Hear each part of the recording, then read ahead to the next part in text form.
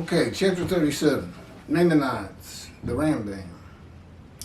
He's not always cracked up to be, people, and he made up a lot of things. Messianic era, world exaltation of the Jews. King Moshiach, he's got 2 chapters on the laws of King Moshiach in his Mishnah Torah. And you can't find one word of it in the Hebrew Bible. That's just what he thought it would be like. But it's taught today by rabbis as though Messianic age exaltation, world exaltation. You have to understand that would mean 2 billion Christians disavowing Jesus, 2 billion Muslims disavowing Allah, and coming to exalt the Jewish people saying, y'all have been right about God all along. It's never going to happen. I mean, all you got to do is think about it. But he was a great man, smarter than just about anybody else in his era. Moses Maimonides. Moses Ben Maimon, known in rabbinical literature as Rambam, from the acronym Rabbi Moses Ben Maimon. That would have been from 1135 to 1204. Rabbinic authority, codifier, philosopher, and royal physician. The most illustrious figure in Judaism in the post-talmudic era. Regarded by many as the greatest Jewish philosopher of the Middle Ages and one of the greatest of all time. He was successful in bringing 4 cultures, GrecoRoman, Arab, Jewish, and Western, together in one person, and in doing so remains one of the most influential religious philosophers of the intellectual world. Well, you've already got my opinion on that. His teaching influences other faiths as well as Jews. However, it is his commentary on Jewish texts that mark him as one of the most influential and important Jews in history. He wrote 3 major essays on Jewish law, the most famous being The Guide for the Perplexed. And each of them is still regarded as hugely important in Jewish philosophy.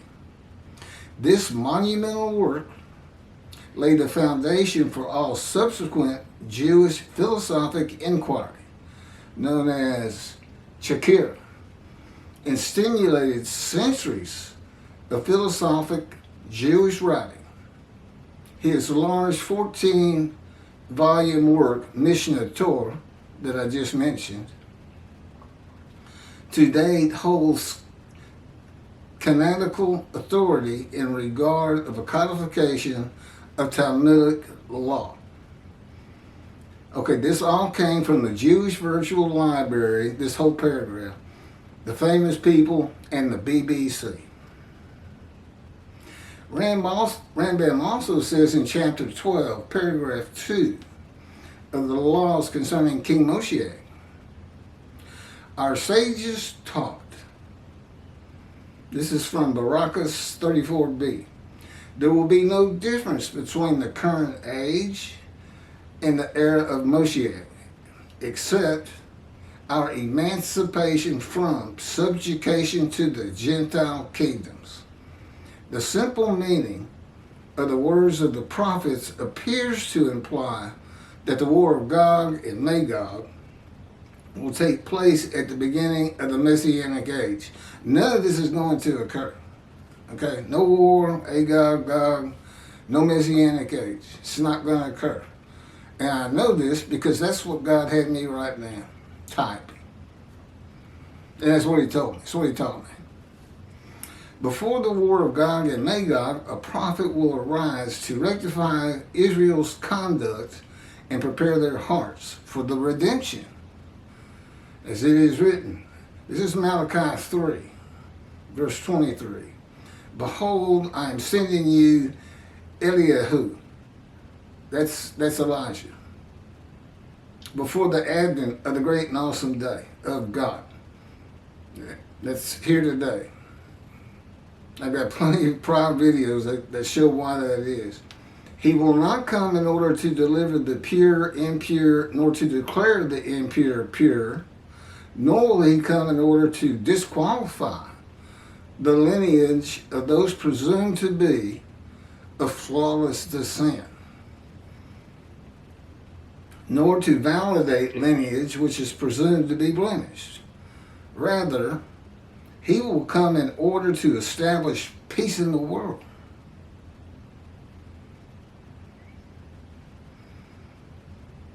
As the above prophecy continues, Malachi 3, verse 24, he will bring back the hearts of the fathers to the children. He's not coming to establish peace in the world. That can't be done. Not in God's creation, it can't be done. Never happened.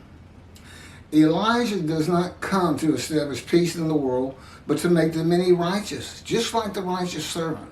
And again, 4 righteous servants to come: Elijah, prophet like Moses, Moshiach, and the one man we have a description of, a righteous servant, and that would be me. I embody all 4. And God's given me the knowledge to do just that, including I've done the one thing Moses did that sets him apart from all other prophets. God dictated a book to him that we know of. But as I'm telling you, he actually did it with all of your prophets, Jewish people, which makes every one of them a man and divine beings. And I've explained that already. Just like the man who wrestled with Jacob and God spoke and said, Jacob, I changed your name to Israel. I know how that works too. He can speak through a man.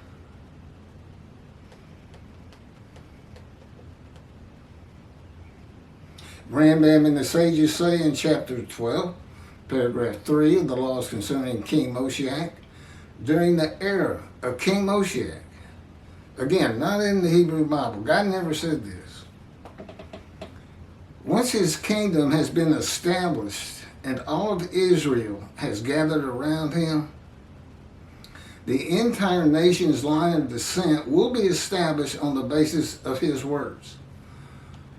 You can't, these are too intermingled. There's no pure line anymore. This is all something that sounded good in antiquity and the early Middle Ages.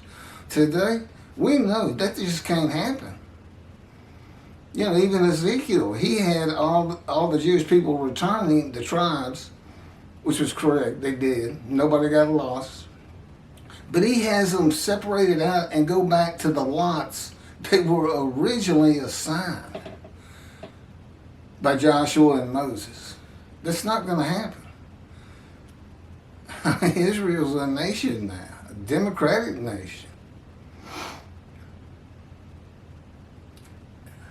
The line of descent will be established on the basis of his words through the prophetic spirit which will rest upon him. We don't believe in prophetic spirits anymore.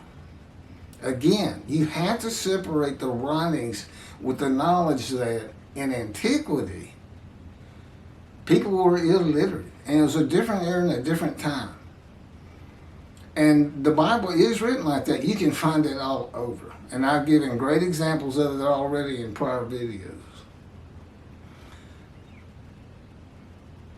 As it is written, he shall sit as a refiner and purifier. He will purify the lineage of the Levites first, stating that this one is a priest of divine lineage, and this one is a Levite of divine lineage.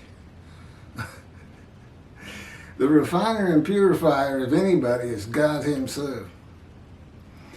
Rambam's basis for this belief is a verse in the book of Ezra, which is chapter 2, verse 63, that begins, the governor said to them,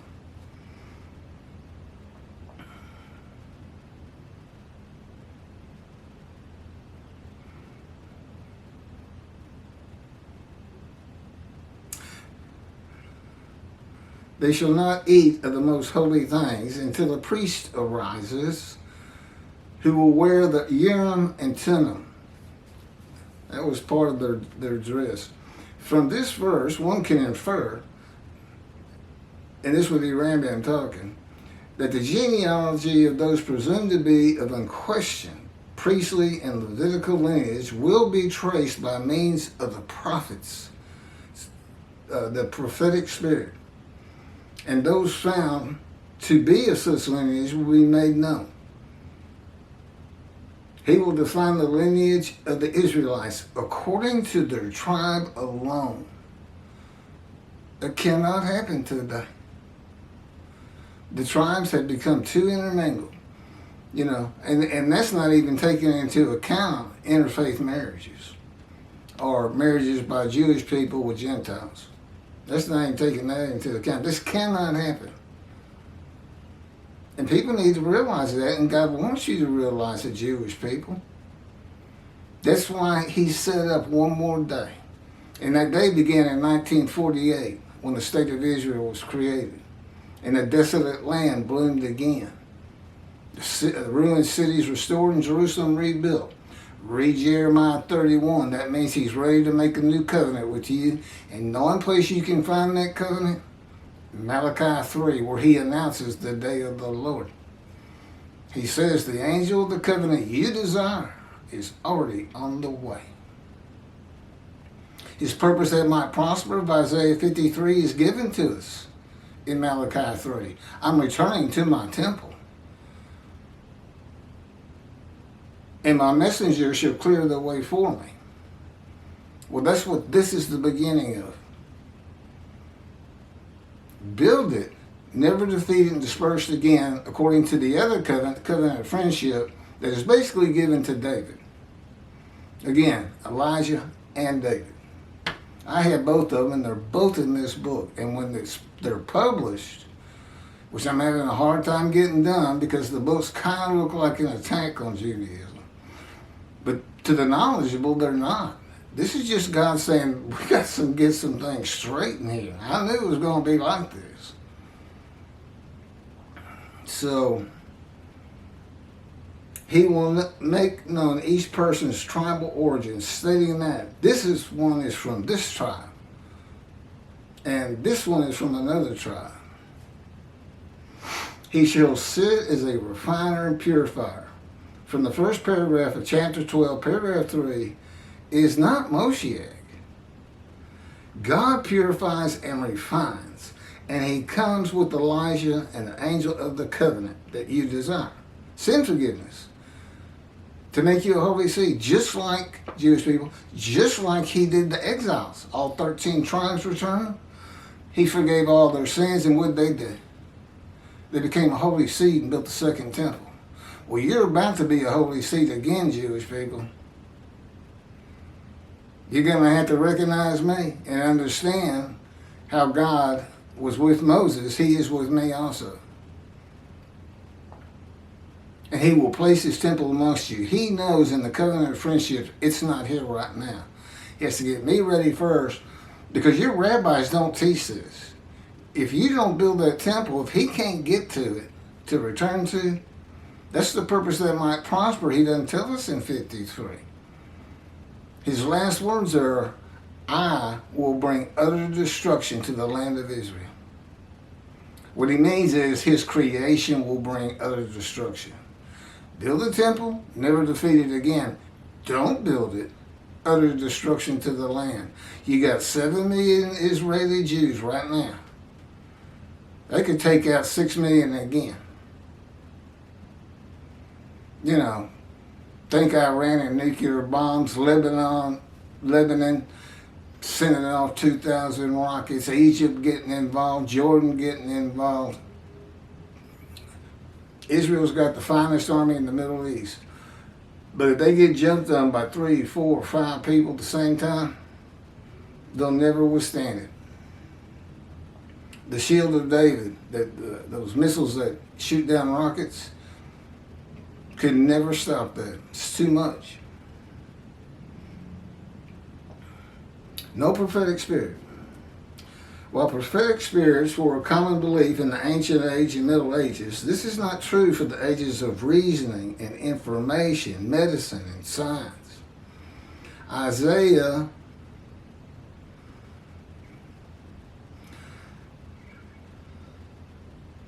Okay, but who can endure the day of his coming? And who can hold out when he appears? For he is like a smelter's fire and like fuller's lye. This is Malachi 2 through 5. He shall act like a smelter and purger of silver, and he shall purify the descendants of Levi and refine them like gold and silver, so that they shall present offerings in righteousness. That's sin forgiveness from God, people. Then the offerings of Judah and Jerusalem shall be pleasing to the Lord, as in the days of yore and in the years of old. But first, I will step forward to contend against you. That's what he's doing with this book. And the I is God. It's not Elijah. Again, Rambam misinterpretations, making up things. Yeah, great philosophical writer. Everything else you heard me read. And I don't deny in his day that's true, but you're talking about the year 1000 or so.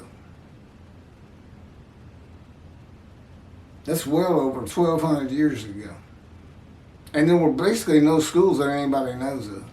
I don't know how he got all his knowledge. The elite could get knowledge. If you were rich, his family must have been. And I will be a relentless accuser against those who have no fear of me. Now that would be people like Tovia Singer and Kravitz and Skoback from Jews for Judaism. They don't fear it. They know Israel could not possibly fit Isaiah 53. I don't care what you make up to go with it. As certainly Tovia Singer did. He's got, you can say, well, Tovia would know. If he says it's Israel, it's Israel. Yeah, go read his commentary to back that up. And just do this with your head. Just shake your head and go, that's ridiculous. I can't even figure out what he's trying to say here. And Jews for Judaism, Kravitz and Skoback, is all based on worldwide exaltation, which again comes through this belief in the Messianic era and Rambam. It's not in the Bible. And they teach it like it is. It infuriates God. Those are the people who do not heed him. They will not go into the scroll of remembrance of Malachi 3, which means they will not see the Jewish heaven. Not unless they help God and me get Judaism on the right path.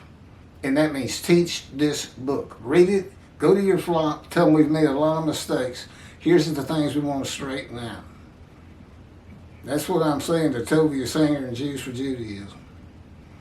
That's what God's having me say. He has absolute total control of me. My very thoughts, my words, and his power engulfs me as it did Ezekiel, the cords of his power. A relentless accuser. That's what he's doing right now. You get this thing straight, rabbis, or you don't go into the scroll on the day of the Lord, and it's a special heaven. Just for those who make it to the scroll in the day of the Lord, which will go from 1948 at least until I die. This is God, and not David or Elijah. In Hebrew writing, it is common to express the same idea twice using two different phrasings or metaphors. The phrase, for he is like a smelter's fire, and like fuller's lye, is a good example. Fuller's lye, which is soap, should be understood along the lines of smelter's fire. Someone would bring a lump of gold or silver, and the smelter would use fire to burn off the dross and purify the precious metal. Similarly, people would bring their wool to the fuller, and he would use soap to clean the wool and remove the impurities, so that what is left is pure wool. In Malachi 1 and 2, the priesthood has been defiled. They are polluted offerings. They offer polluted offerings. On a side note, there's not going to be any offerings. The animal sacrificial system was done away with by God, and he is not bringing it back. It was a teaching tool for an illiterate ancient time. That and cook your food. Because they didn't. So they were illiterate and savage. which was still going on in the days of Solomon, by the way.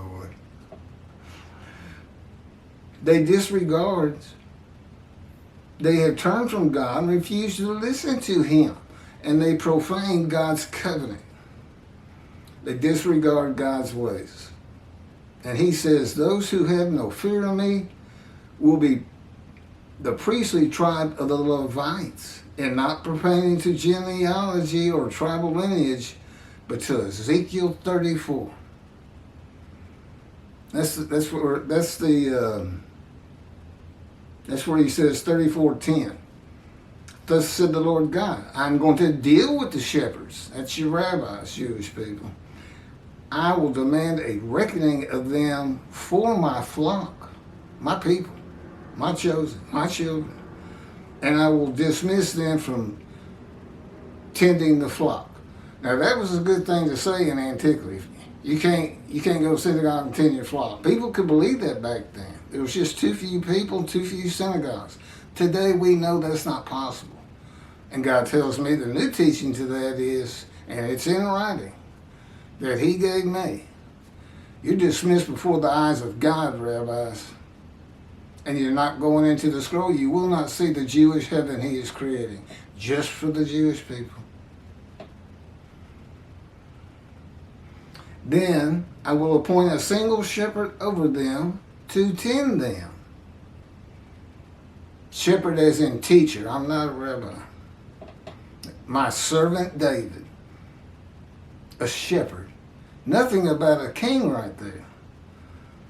He shall tend them. He shall be a shepherd to them. I, the Lord, will be their God. My servant David shall be a ruler among them, not over them.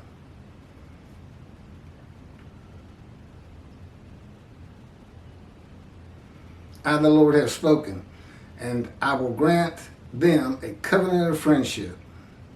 That's Ezekiel 34, verses 23 to 25. Malachi chapter 3, verse 3 says, he shall purify the descendants of Levi and refine them like gold and silver, so that they shall present offerings in righteousness.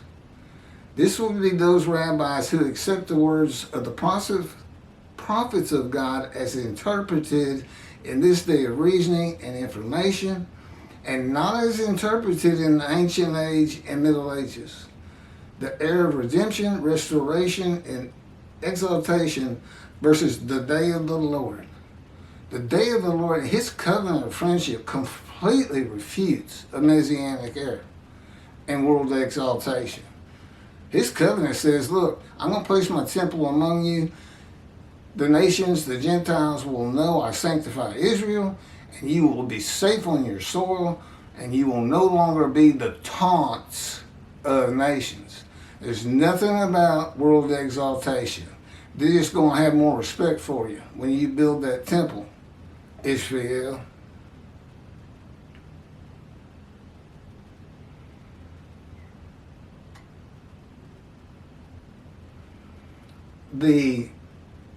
And this is in quotes, he, with a small h, in verse 3, chapter 3, verse 3 of Malachi, should be, in quotes, capital H, E, close quotes, God.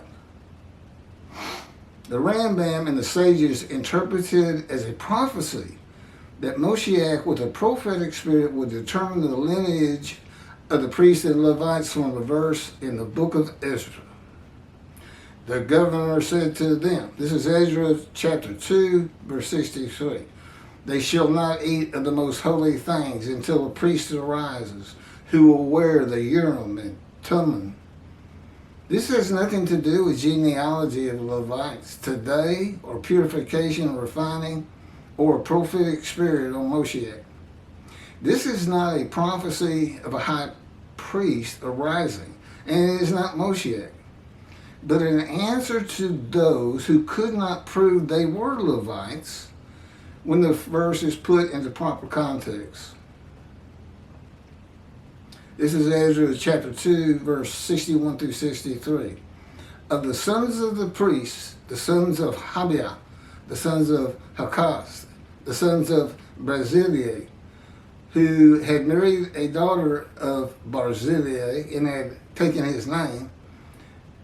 These searched for their genealogical records, but they could not be found. So they were disqualified for the priesthood.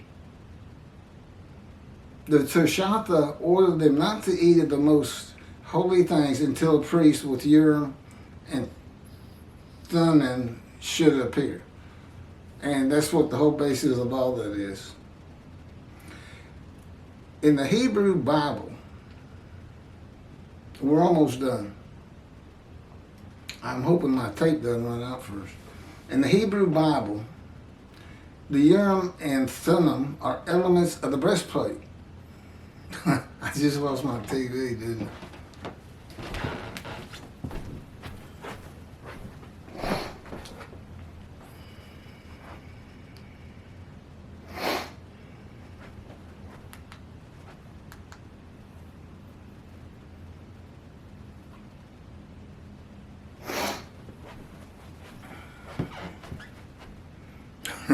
This is the backdrop God got from me with the check we got when the COVID virus broke out to stimulate the economy. We bought this camera. I know it's not a very good one. It blurs out a lot, but and this backdrop for these videos. That basically he's the producer of it. He's the director and producer.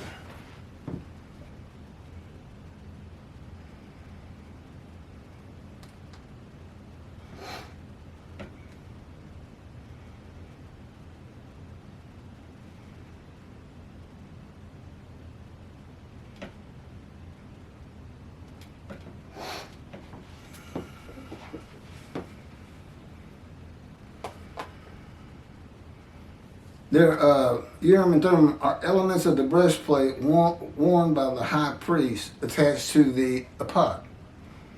They are connected with divination in general and cleromancy in particular. A belief in antiquity and the Middle Ages rarely believed in today.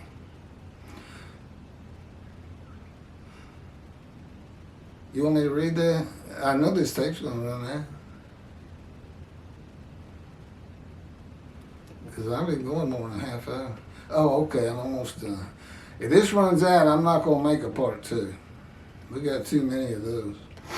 Two objects used by the high priest to answer a question or reveal the will of God. The ephod was made of fine linen and consisted of two pieces which hung from the neck and covered both the back and front, above the tunic and outer garment. Cleromancy is a form of sortition, casting of lots, in which an outcome is determined by means that normally would be considered random, such as the rolling of dice, but are sometimes believed to reveal the will of God. Ezra is not a book of the prophets. Tirshatha was not a prophet and did not speak the words of God. Few people believe in divination and cleromancy today. Matters and things of the Hebrew Bible written for an era gone by. Again, I got some great examples in other videos and in this book. I mean, everybody should read it. This is scripture. It's not canonized, but it's divinely received from God. Who, by the way, has been with me for 16 years preparing me for this. And his 5 refinement that Ezekiel went through. See, he leaves something out of Isaiah 53. And if you don't know what it is, you can't figure 53 out. But I got videos that show you I sure can. Because he taught it to me. He said, I left it out on purpose. I didn't want anybody to come even close. And Ezekiel is the key to 53. Because he goes through the 5 refinement. And there's plenty of places you can find it true of Moses, and a few places with David himself. Okay, chapter 38 coming up. The son of the prophet.